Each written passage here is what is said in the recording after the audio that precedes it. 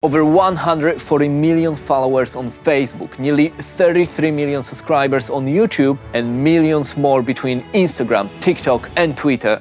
Sorry, Elon. X. Following bigger than that of Taylor Swift, Harry Potter or Star Wars. Who's one of the biggest stars worldwide? Because it must be someone truly exceptional. A hero, a moral example for people everywhere. Because it's of course Mr. Bean. So last Christmas, after eating way too much food, the fam and I sat down to watch something and my younger brother put on Mr. Bean. Now, we grew up on this, my mom loves it, everyone loves it, so it's a perfect holiday watch. But after a few minutes, I've noticed that Mr. Bean was silent. I mean, he communicates with a few words. But the majority of the comedy is physical, but what's important, sound, plays a crucial role too.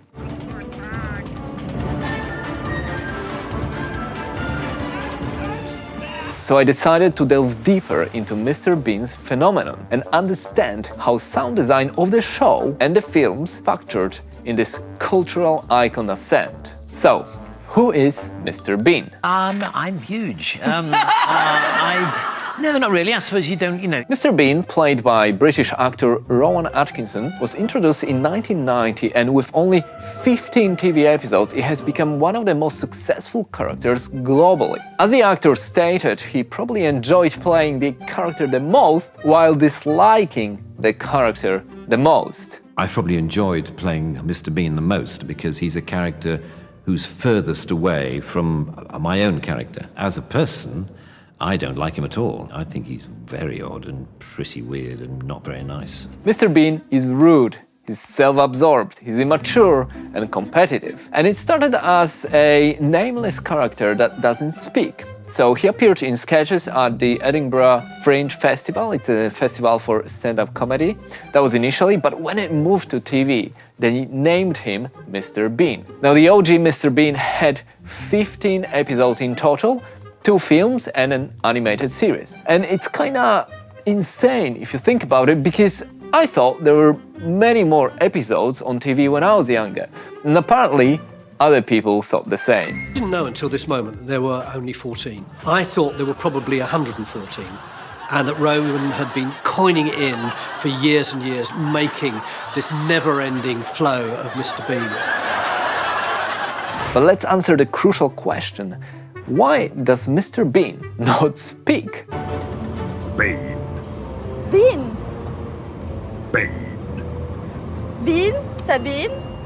He does speak a little, but then it's delivered unusually. Un café? Oui. Du sucre? Non. You speak very good French. Gracias.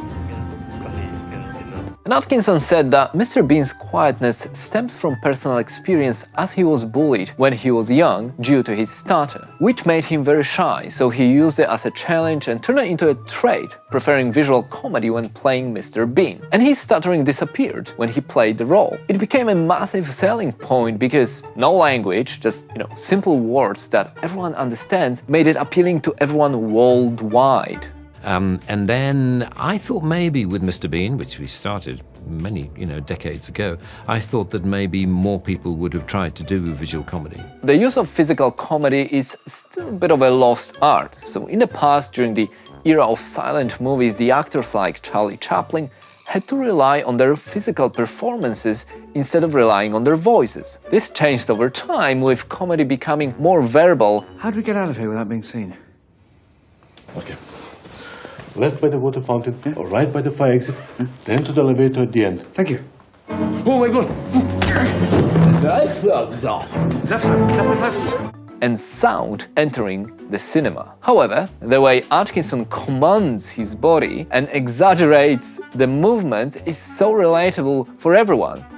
We all have the same bodies. And the majority of our communication is non-verbal. He plays into that, just like they did in the silent movies. But that's one side of the coin. What about the sound? We do have it now, right? The sound of Mr. Bean is also simple. They usually stick to Foley, minimalistic sound effects, and audience laughter. So again, we get this exaggeration and simplicity. The sounds are funny, the laughing track overshadows the effects unless we are to hear them specifically. So we get the audience laughing, clapping, cheering instead. Now that's in the TV series. The story is different in live action movies. We don't have the audience laugh, but we get a full score. But as with everything to do with Mr. Bean, it's very dramatic.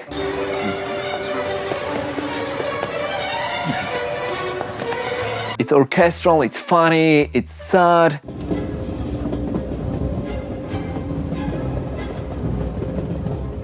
It's not Mickey Mousing exactly, which is a technique when the music syncs with the actions on the screen. That's popular in animated series, in cartoons.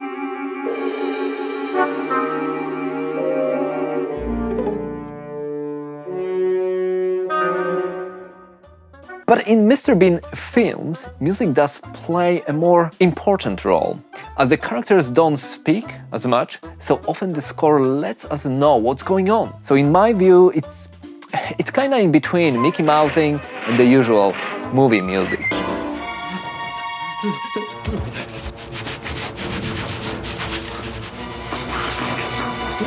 But you know, it's Mr. Bean, so there's ridiculousness to it, playing a dramatic theme over a very silly situations, when usually this kind of music and themes are associated with sad moments in films. Is the simplicity in the design the reason for the long-lasting relevance of Mr. Bean's appeal? Or is there something else? Well, there is brand management. So Catherine Senior, an executive producer, worked on Mr. Bean since its inception and continues to this day. She and the management were responsible for creating the social media channels, the YouTube, and keeping the humor going for all these years. They got the digital strategy right very early, and they're on point with licensing for merchandise. Still, what's more important is that Atkinson, Catherine Senior, and the rest of the team understand the timelessness of the appeal. It's universal. Anyone can relate to it and find it funny, young or old. Because he's a child, you know, Mr. Bean is a child trapped in a man's body. That's how I've always seen him. He's a 10-year-old. So as I was getting sleepy and heading to the bedroom, when they put Mr. Bean on during Christmas, I found myself standing in the doorway for way too long, watching and laughing at that ridiculous portrayal. The visual comedy of it, underscored by simple yet effective sounds, is so good that he doesn't need to speak to make us laugh.